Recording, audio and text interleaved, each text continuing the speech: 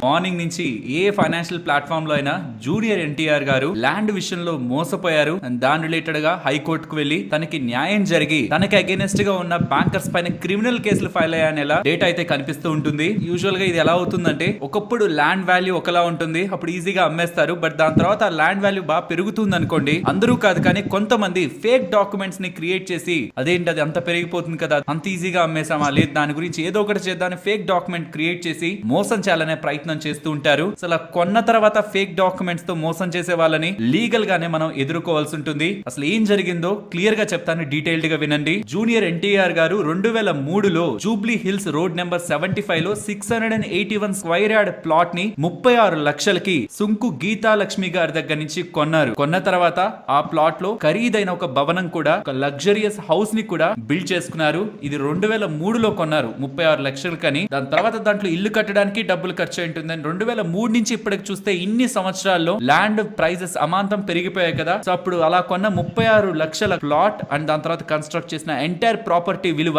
24 కోట్లకి ప్రెజెంట్ చేరింది. ఇలా ఇంతలా పెరిగిపోతూ ఉండడం గమనించిన సుంకు గీతా లక్ష్మి గారికి సంబంధించిన, అంటే ప్రీవియస్ ఓనర్ ఉన్నారు కదా, జూనియర్ ఎన్టీఆర్ గారికి ప్లాట్ అమ్మిన ఓనర్ ఉన్నారు కదా, తనకి సంబంధించిన బంధువులు ఏం చేశారంటే దానికి సంబంధించిన ఫేక్ డాక్యుమెంట్స్ ని క్రియేట్ చేసి బ్యాంక్ లో లోన్ తీసేసుకున్నారు. అంటే మొత్తం చెక్ చేసుకొని అంతా బాగుందని ల్యాండ్ తీసుకున్న తర్వాత చాలా సంవత్సరాలకు ఆ ల్యాండ్ వాల్యూ పెరిగిందని, దాని రిలేటెడ్ గా ఎలాగో వాళ్ళ దగ్గర జెరాక్స్ కాపీస్ ఉంటాయి కాబట్టి దాని రిలేటెడ్ గా ఫేక్ డాక్యుమెంట్స్ ని క్రియేట్ చేసి బ్యాంక్ లో ఆ ప్రాపర్టీ మీద లోన్ అయితే తీసేసుకున్నారు. తీసుకున్న లోన్ ఫ్రాడ్ లోన్ కాబట్టి కట్టడం మానేశారు. ఇక బ్యాంక్ వాళ్ళు ఏం చేస్తారు, ఆ ప్రాపర్టీ దగ్గరికి వెళ్లి ఇదిగోండి పేపర్స్ మా దగ్గర ఉన్నాయి, సో ఈ ప్రాపర్టీ మాదే, మేము దీన్ని వేలం వేస్తున్నాం అని చెప్పారు. కానీ జూనియర్ ఎన్టీఆర్ గారు ఇదిగోండి నా దగ్గర ఉన్నవి ఒరిజినల్స్, అవి కాదనేసరికి ఇక లీగల్ గా మూవ్ అవ్వాలని బ్యాంక్స్ అని కలిసి డిఆర్టీ వాళ్ళని అప్రోచ్ అయ్యాయి. డెట్ రికవరీ ట్రిబ్యునల్, ఈ అప్పులో ఎవరెవరైతే కట్టారో వాళ్ళ రిలేటెడ్ గా లీగల్ గా యాక్షన్ తీసుకోవడానికి డిఆర్టీకి వెళ్తూ ఉంటారు ఈ బ్యాంక్. డిఆర్టీ వాళ్ళు జూనియర్ ఎన్టీఆర్ గారికి అగైనెస్ట్ గా తీర్పునిచ్చారు. వెళ్లి తీసేసుకోండి, ఆ ఇల్లు బ్యాంక్ కి సంబంధించింది, దాని మీద లోన్ ఉంది కాబట్టి తీసుకోండి అన్నారు.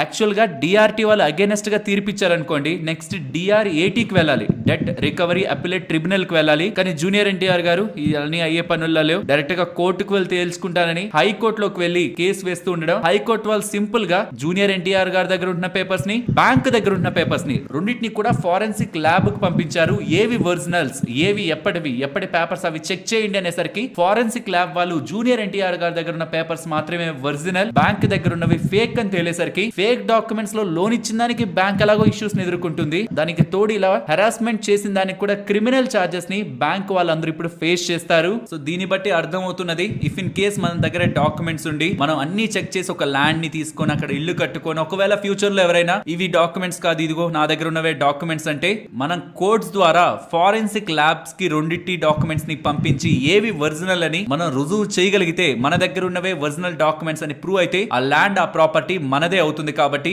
ఈ కేసుని ఏదో జస్ట్ అలా వదిలేయకుండా మనం గుర్తుంచుకోవాలి. యూజువల్ గా ఇలాంటి సినారియోస్ మీరు ఎక్కడైనా చూసారా? మీకు తెలిసిన వాళ్ళకని ఎవరైనా ఇల్లు స్థలం తీసుకున్న తర్వాత కొన్ని రోజుల తర్వాత ఇది మాది అని ఎవరైనా ఇష్యూస్ ని ఫేస్ చేయడం చూసారా? నేను పర్సనల్ గా అయితే చూడలేదు, కానీ చాలా చోట్ల విన్నాను. ఒకే పేపర్ ని, ఒకే డాక్యుమెంట్ ని ఒక 5-6 మందికి అమ్మేస్తూ ఉంటారు. దాని వెనక చాలా పెద్ద పెద్ద వాళ్ళు కూడా ఉంటుంటారని. బట్ మీకుంటున్న ఈ రియల్ ఎస్టేట్ రిలేటెడ్ గా ఉంటున్న స్కామ్స్ ఏమైనా మీరు చూస్తుంటే కామెంట్ సెక్షన్ లో షేర్ చేయండి.